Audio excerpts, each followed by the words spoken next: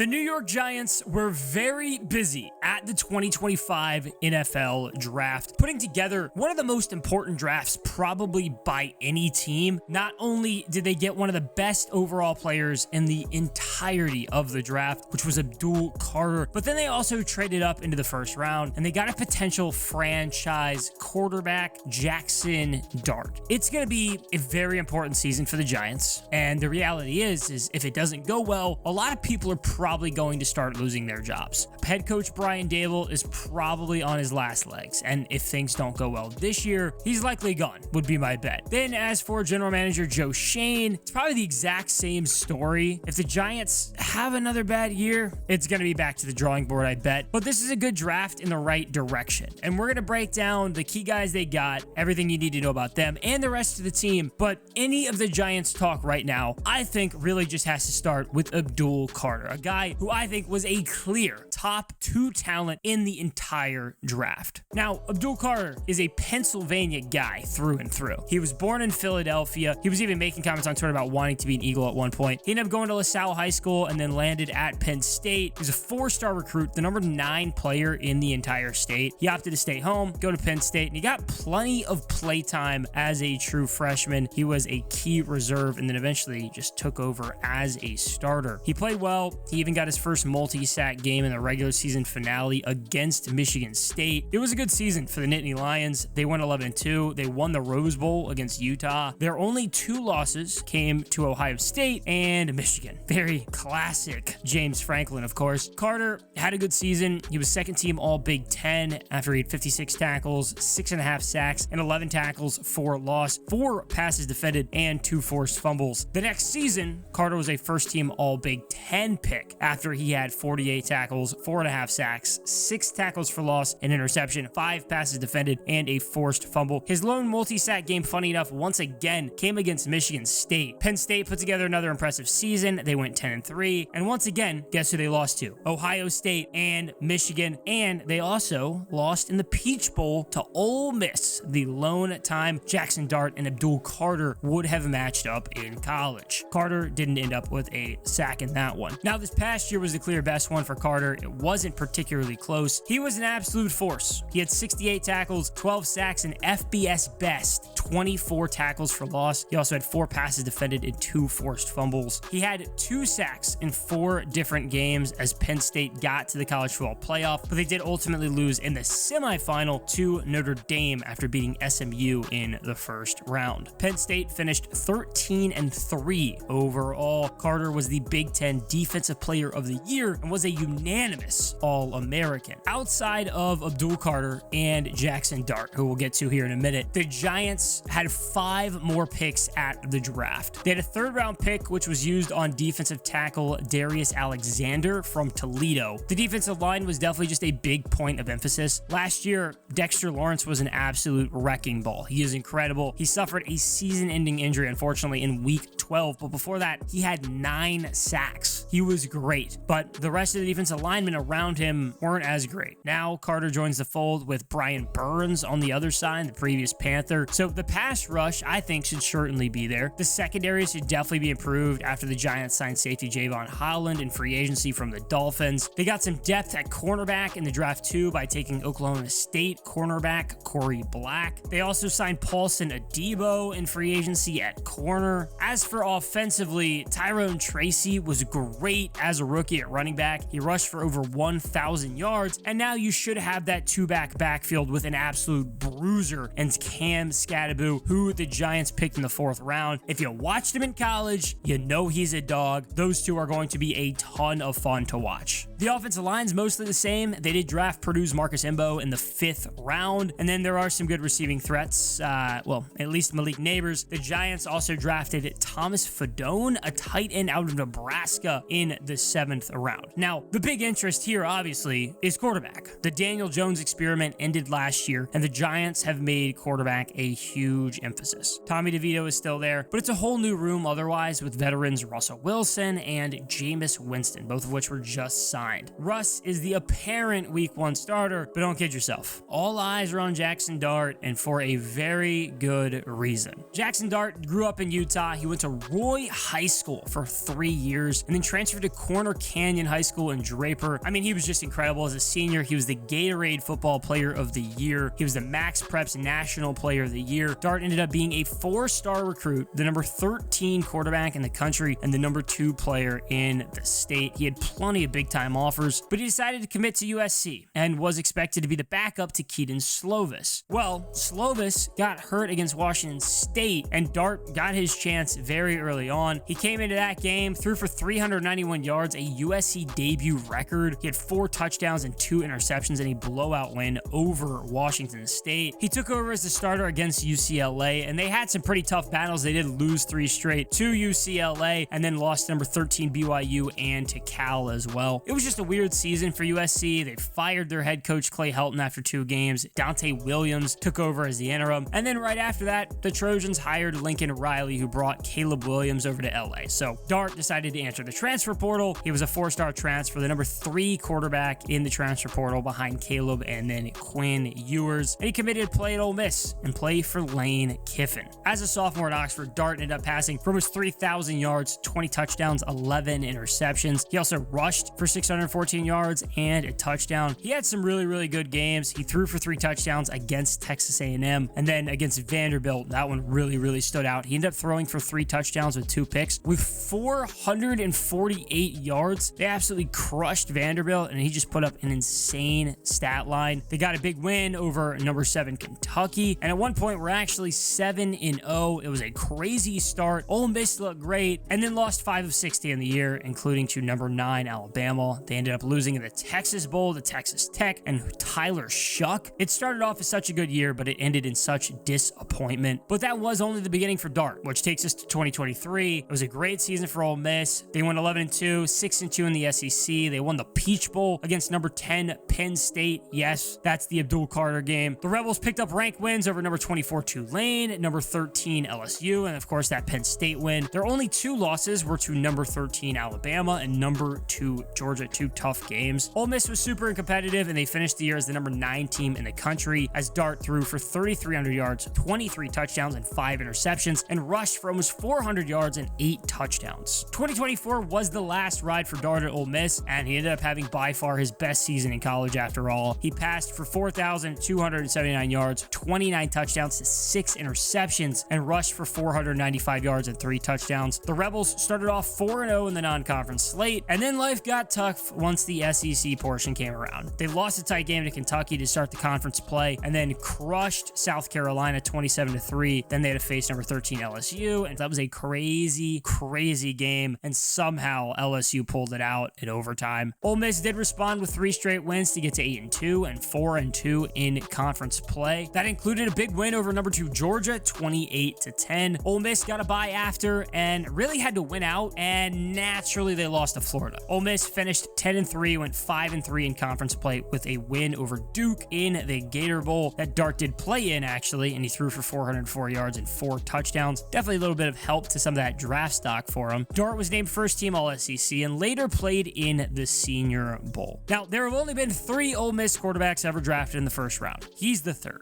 Eli Manning and Jaxson Dart. That's 2. The other, Eli Manning's dad, Archie Manning, who was drafted by the Saints. Now, it's safe to say that Eli Manning had a good tenure with the Giants. Those 2 Super Bowl wins are pretty good evidence of that, but now it's Dart's time, and he won't have to do it alone, but he is entering the Giants at a very important time. And if it doesn't go well right off the bat, I think you can bet on him having a new coach and probably front office too that he has to answer to. But I think this is the right step in the right direction, and I think the Giants franchise is on the right trajectory, but it's not going to be that easy in the NFC East with the Eagles and the Commanders, and hey, maybe even Dallas.